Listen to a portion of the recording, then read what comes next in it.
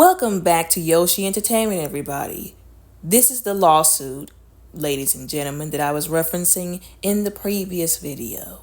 So there was a young lady by the name of Thalia Graves. Hopefully I'm saying her name correctly. If I'm not, forgive me, please. She filed a lawsuit stating that when she was 25 years old, some very horrendous things happened to her, where P. Devil Combs and a former employee of his is concerned. Y'all know I have to say allegedly. Now I'm going to issue a trigger warning. I do regret not doing so in previous videos when talking about the nature of these kind of, things, situations, traumatic events. So, just to let anyone know, it does get pretty graphic. It doesn't go too deep into detail, but it's still graphic enough, once again, for me to feel the need to issue a trigger warning. There are a few words that I've scratched out, concerning this article, because y'all know how YouTube can be. But anyways, and I quote, Sean Diddy Combs is facing yet another civil lawsuit accusing him of sexual and physical abuse, this time brought by a woman who claims the music mogul and his employee recorded themselves violently R-wording her in 2001. Now, she filed this lawsuit in New York, and I quote, accusing Combs and Joseph Sherman, his former head of security, of drugging her, then brutally R-wording her and physically assaulting her. And as the article states, she filed this lawsuit roughly about 2 weeks after he was arrested and slapped with the federal charges for racketeering, allegedly. Y'all know I have to say allegedly, and trafficking, allegedly. And I quote, I'm glad that he is locked up, but that is a temporary feeling of relief, Graves said in an emotional press conference on Tuesday afternoon. Once again, she was 25 years old whenever this happened. This was back in the early 2000s. She is claiming and alleging that he took advantage of her relationship, allegedly, that she had with this now former employee to essentially, and I quote, lure her into a meeting, end quote. And I quote, she claims Combs personally called her concerning her boyfriend's employment at Bad Boys and asked to speak in person. During the meeting, she says she was given a glass of wine that caused her to feel dizzy and eventually lost consciousness. Graves claims she awoke bound and restrained, surrounded by Combs and Sherman. She alleges that the two violently R-worded her and physically harmed her, causing her to sustain injuries. End quote. Now, I didn't say the actual words, of course, but they are on the screen. Scratched out they are, like I said before, but you all understand what I'm saying. And I quote, they allegedly threatened to use their power to ruin her life if she told anyone of her being hurt, so she remained silent for years. The trauma of being hurt has taken a toll on my mental health, Graves said tearfully. I've had PTSD, depression, and anxiety. I'm emotionally scarred. It has been hard for me to trust others, to form healthy relationships, or even feel safe in my own skin, she added. End quote. Now, the way that she found out that this was allegedly recorded, which is another very unfortunate, very messed up, very sick part of this entire situation. Apparently, allegedly, whenever she saw that the lawsuit with Cassie was being filed back in 2013, somehow she found out from her ex-boyfriend that what happened to her had been recorded. Now, it's not a surprise because, one, we already know that P. Devil Combs was setting up cameras in his home. Allegedly, he was even going so far, dang near doing a whole seance, if you will. I'm not even joking, y'all. There are people alleging that he had these cameras set up in a circle or like a 3-point system. Some real witchcraft type stuff going on in his house. And he was recording these people, allegedly during the freak-offs, allegedly when people were being hurt, so to speak. That stuff was allegedly being recorded. That's why a lot of your really prominent figures in society, the political world, some of these athletes, singers, artists, producers, a lot of them are real nervous right now because they're probably on one of them tapes and they don't want people to know.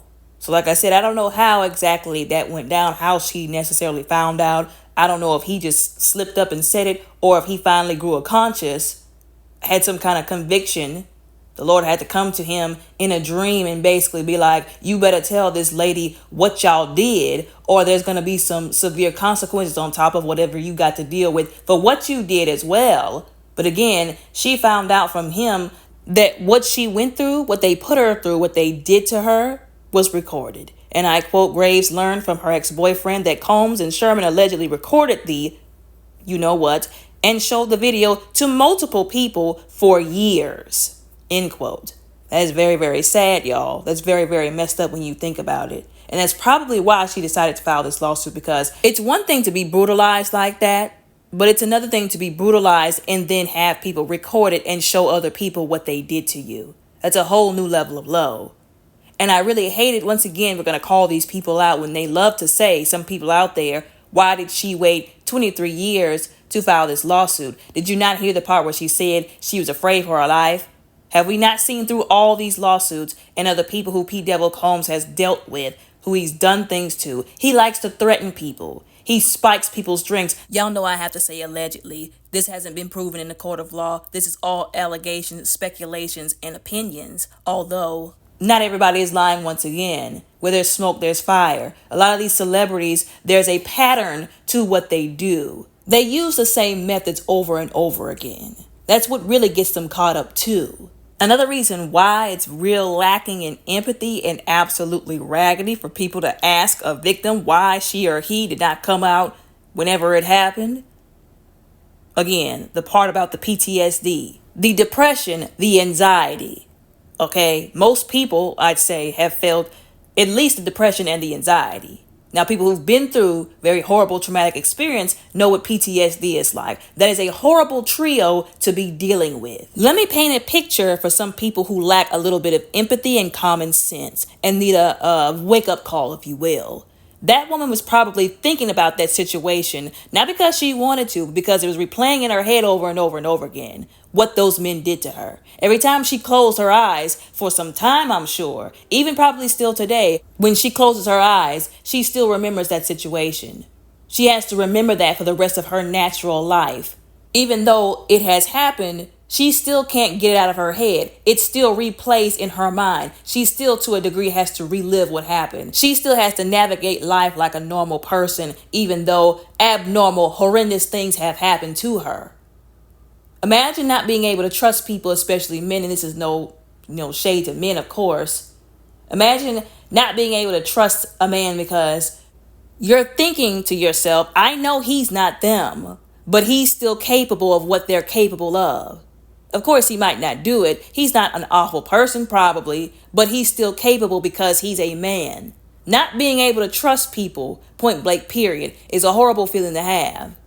It's a horrible way to have to go through life because something has happened to you and it's not something you just get over. It's not something that solves itself overnight.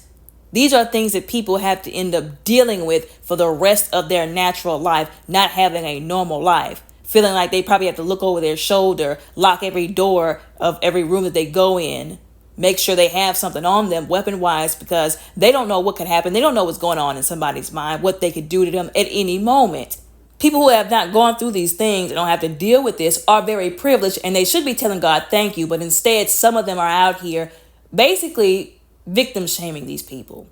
And it's sad because there's another layer. They're already dealing with the pain and the trauma of what has happened. Who, once again, is in the mind state, is in the mental frame of mind to try and confront somebody who has done something like that to them without having a mental breakdown? Who? The average person, not even the average, most people would not be able to do that. So to try and tell a victim, why didn't it come out sooner? Do not mock what you have not been through. Don't scoff what you haven't been through. And don't ever tell somebody how they should or should not respond in a situation of trauma that you've never had to go through, that you could never fathom. Because some of the stuff these people like her and Cassie, Kim Porter, Lil Rod, Cassie's friend, Tiffany Red, these people have had to go through, the average person would have probably blew their brains out before now. Especially after that first moment of them trying to come forward and all these people came out of the woodwork for no reason, who were not there, who had no right to tell them that they were not a victim, they didn't go through what they know that they went through, who tried to deny and minimize what they went through. A lot of people would not have made it. That's why, once again, all these people who decided to come out and file these lawsuits together, who put their foot down and said, we will get justice, not just for ourselves, but for other people, like Cassie, Lil Rod, Cassie's friend, Tiffany Red, Natanya Rubin, Don Richard, even the people who came out and filed lawsuits anonymously under Jane Doe and anonymous names. And keep that Jane Doe detail in mind, because we're going to talk about another lawsuit that was filed allegedly just recently. Somebody who we probably actually know of who filed the lawsuit under a Jane Doe, essentially anonymous name. Although, as I was saying, all these people who have filed these lawsuits against him together, they're very courageous. They're very courageous because, like I said, the average person would not do this, would not be capable of this, would not have come out and tried to do this despite everything they knew that they were going to go through. But like I said, they put their foot down and they said, we will get justice. And also because they didn't want him to go on and do this to somebody else. That's another thing that people have to think about. A lot of the reason why these people are coming out is not so much for themselves. It's because they don't want him to go on still free after what he's done, what they knew he has done, allegedly, and then go and do it to somebody else to create more victims. Anyways, continuing with this article and what she was explaining these men did to her, let me correct, these monsters, because that's what they are, what they did to her. And I quote, the complaint alleges that Combs and Sherman also may have sold the video as pornography. End quote. Again, another layer of this. It's one thing, once again, to brutalize somebody. It's another thing to brutalize them, then record it. And then another thing to brutalize, record, and then spread it around like it's just a movie or something or a video for entertainment. For all we know, this could have been on either the dark web or some website, some corn website that somebody actually watched, that somebody actually got off to, not knowing that this woman was being hurt, brutalized against her will, minus the consent, in a heinous way after having her drink spiked, allegedly. Y'all know I have to say allegedly. That's the really, really sick-minded part, aside from what they did to her. Now, this lady's lawyer did mention that allegedly, y'all know I have to say allegedly, she is representing other victims, other alleged victims of P. Devil Combs, but declined to mention what she had the right to do if they were going to come forward with lawsuits, if other lawsuits were going to come forward from, I'm assuming, her, particularly as a lawyer, and those other people that she is claiming, y'all know I have to say that, to represent who have also alleged to be victims of P. Devil Combs. Now, this article also mentions, and I quote, the lawyer also asked anyone with evidence related to Graves' complaint to come forward confidentially, end quote. Basically meaning if there's anybody out there who somehow may have seen what happened, maybe they happen to be like a maid, etc., in the room who maybe was walking by when this was happening to this woman and happened to see something or hear something, or if someone came across a video that they think might have been her and P. Devil Combs and this other monster who was doing what they were doing to her, or if they happen to get a hard copy, or like I said earlier in the video, this article alleged that they were passing this video around, allegedly somehow selling it possibly to other people, so that if somebody somehow came in contact with that video or even has a hard copy or somehow has it recorded or re-recorded somewhere because they either got it from him or someone else, her lawyer is asking that they come forward. Of course, discreetly, of course, they're going to keep it confidential, but her lawyer is asking that anybody with that kind of information come forward.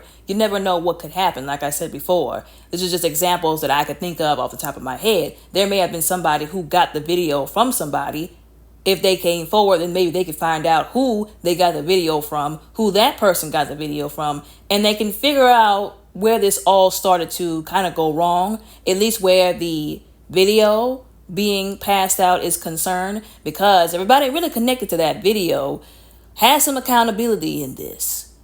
And that's also proof that there was a video, that she was recorded without her consent, and that it was spread around, which that helps their case, that proves that this did happen. Y'all know I have to say allegedly. And it's also another charge against P. Devil Combs. Y'all, this is the 12th lawsuit that has been filed against P. Devil Combs. It says it right here. The 12th lawsuit, because there were some people, they were trying to keep track. They were saying, how many is it now? Some people even think that he has the most lawsuits filed against him for these particular things: physical and sexual brutalization of people and R-wording people. Although, if I'm not mistaken, allegedly, there are some other celebrities that have him beat at the moment. And I say at the moment because allegedly there are still people with thoughts of coming forward, possibly who might come forward and file a lawsuit against P. Devil Combs, which is really sad.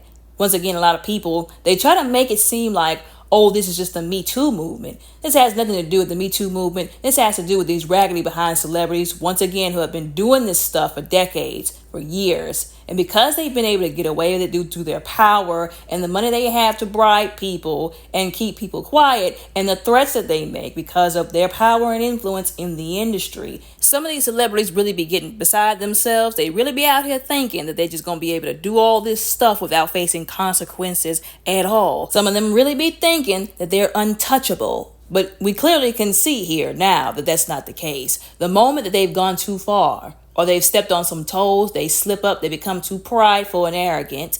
Remember what we said, pride comes before a fall. Haughtiness comes before a fall. They eventually all get caught up. Once again, some people really be trying to say, oh, y'all just trying to Me Too this person. Y'all just trying to take this man down. No, what y'all don't understand, some of y'all, is how raggedy some of these celebrities really are. It doesn't take a rocket scientist to know this. Look at what they do, how they carry themselves, the lifestyle that they live, the music that some of them makes, what they indulge in. You can tell there's nothing good about them. Y'all don't understand some of these celebrities, how many people they've actually screwed over. And with the way he was allegedly drugging people and assaulting them, there's no telling how many people he's done that to. Imagine all the freak-offs, the alleged freak-offs. Allegedly, he didn't have people's consent a lot of times in these freak-offs. And he had them so many times for decades. There were probably hundreds of people attending those freak-offs. And that's just the alleged freak-offs. That's not including the times he allegedly went to the studio. Remember, we talked about the Jane Doe who accused him and Harve Pierre, and I think somebody else, if I'm not mistaken, of what he did to her at the studio. Other places, like the bathroom somewhere, some other facility. Remember, there was another woman who accused him and allegedly Aaron Hall of doing some horrendous things to her and her friend. So not even just at his house, at hotels, at other places that were not even freak-off related. He did this hundreds, probably thousands of times with different people, allegedly, over the course of decades. There's no telling how many victims this dude, this monster, really has. If everybody who he screwed over decided to come out and file a lawsuit, he wouldn't be able to live 1,000 years to pay off all the money, I don't think. Y'all know I have to say allegedly.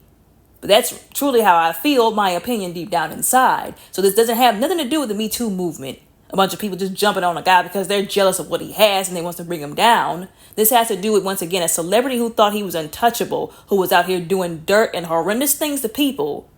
Some serious transgressions he was committing for decades that he never thought he was going to have to face the consequences with. All of it's just coming out to light now. People don't want to believe it because of how bad it really is and because how far they put P. Devil Combs on a pedestal. Quite frankly, I hope they keep coming out because people deserve the justice after the horrendous things that has happened to them. I hope that everybody gets the justice that they should have that is due to them. Every single last one of them. Now, there is some information that this article has put in, and I have put on the screen here for anybody who may need it to try to make it a point to do these kind of things whenever we talk about these very sensitive, these very heartbreaking and traumatizing topics. Again, for anybody who may need it out there. Once again, these are all allegations. Nothing has been proved in a court of law at the moment. We're just talking about speaking on this topic, offering our opinions, our speculations. Another reason why, or another two reasons why I talk about these is because I like to inspire